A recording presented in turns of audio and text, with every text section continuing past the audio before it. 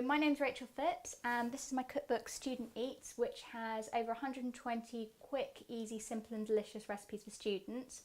If you're cooking on a budget, you have limited skill or experience in the kitchen, you have a tiny kitchen or you barely have any kitchen equipment, this is the cookbook for you and you'll definitely find something to cook in here.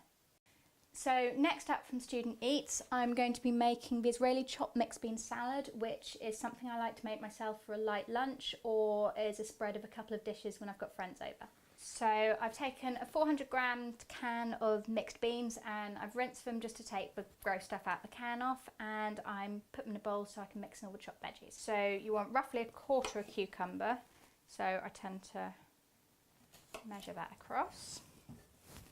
Can peel with a knife, but I find you get less waste with a vegetable peeler.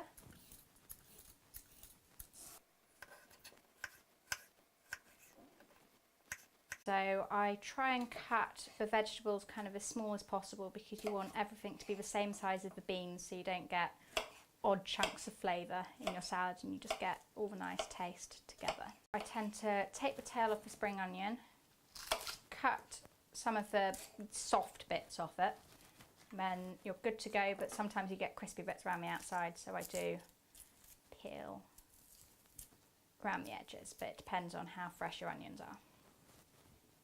Then slice them as thinly as you can. So just chopping the tomatoes, if you're using big ones in summer when they're nice and ripe, just into cubes, little ones into quarters. Awesome. So with flat leaf parsley, it's okay if you get some of the stalks in there because it takes ages to take it all off. I just try and tear the tops so you get more fluffy bits from stalks. In salads, they don't tend to have as much flavour as the leaves. Then if you've got a special herb chopper, great. If not, either use a long knife, sort of as if you're rocking it backwards and forwards, or gather them up small to be able to use a small knife.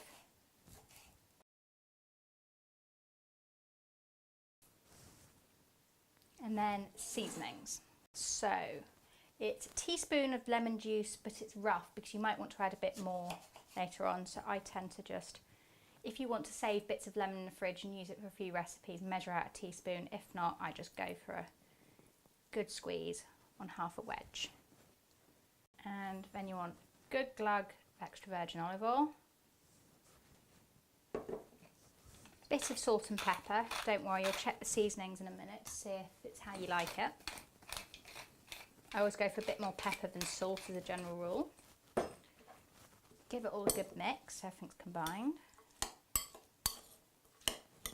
Just give it a taste, see if there's enough olive oil, salt, pepper, lemon.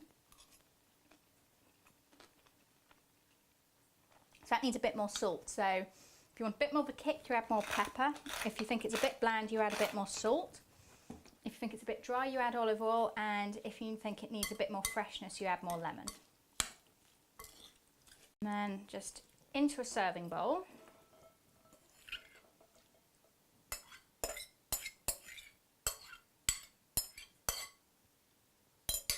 And as a final touch, you want to sprinkle over some za'atar. So they sell this in practically every supermarket. It's a spice blend, so it'll all taste a bit different, but it adds some flavour, adds some spice, and it makes it look a bit prettier too. That is just a simple recipe that you can make in 10 minutes as a side dish or just as a really filling lunchtime.